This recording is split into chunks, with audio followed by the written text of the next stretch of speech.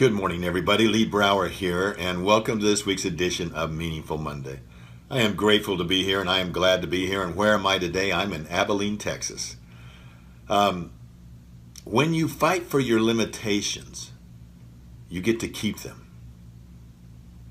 What does that mean?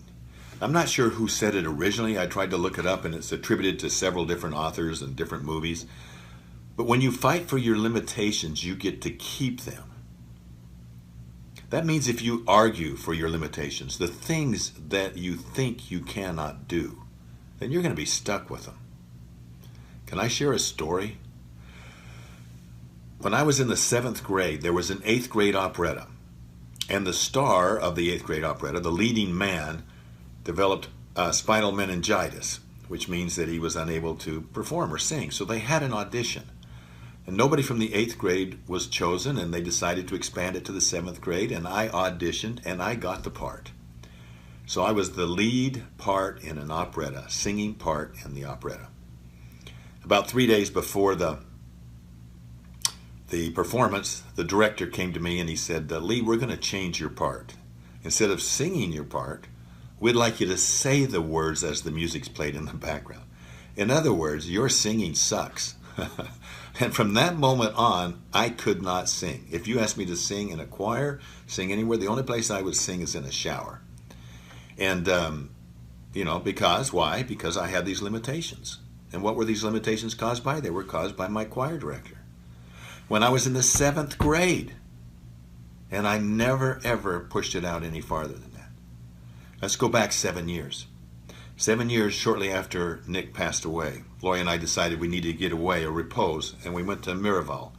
Miraval is a resort in Tucson, and we went there because we knew that there were some friends there that would make us laugh. And one of those friends is a man by the name of Yakov Smirnoff. If you haven't heard of Yakov Smirnoff, I'm going to tell you to go to YouTube, look up Yakov Smirnoff, comedian, and you will belly laugh. Belly laugh. Well, part of the time that we were there, a lot of different things happened, but it culminated with an event that the hotel or the resort got Yakov to lead, and he broke everybody that came to dinner that night, strangers and different people, put them together in little groups and said, we're going to have a talent contest. And I was there with two other men, there were three men and a beautiful woman from Montreal, Canada. And we were brainstorming on what are we going to do. Are we going to do a skit? Can any of you sing? And the woman from Montreal said, she had this sultry French accent. She says, well, I can sing. And so she started singing, it's summertime and the fish living is easy. The fish are jumping. You know that song, okay? And so we said, well, you sing. Oh, you're beautiful. You sing that, and we're going to do the bebop behind you. So we were just going to stand there and bebop. And I said, no, because I made a resolution the day before. I told Lori, I'm tired of self-sabotaging. I'm opening up to anything. And that thought hit me, so I started singing with her. As she would sing, I sang. And the other two gentlemen said, oh, Lee, you have to do it with her. You have to do it. I said, okay. So we entered the talent show, and we came in second. And I had people coming up to me afterwards saying, Lee, how long have you been singing? Do you sing professionally?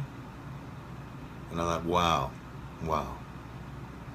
If you argue for your limitations, then you'll be stuck with them. What are you stuck with? What am I still stuck with? I have to ask myself, what limitations am I self-imposing upon myself?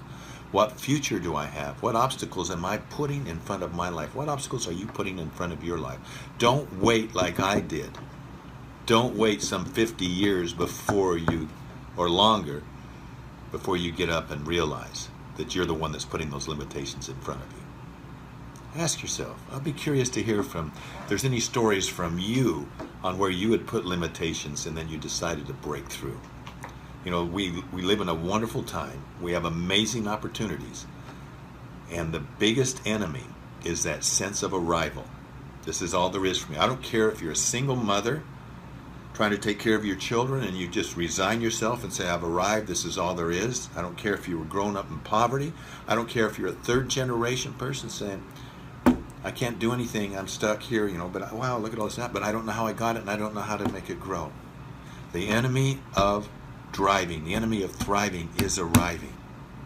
And when we arrive, then we start to argue for our own limitations, the things that we think we cannot do. Have a wonderful week. I hope this gives you something to think about.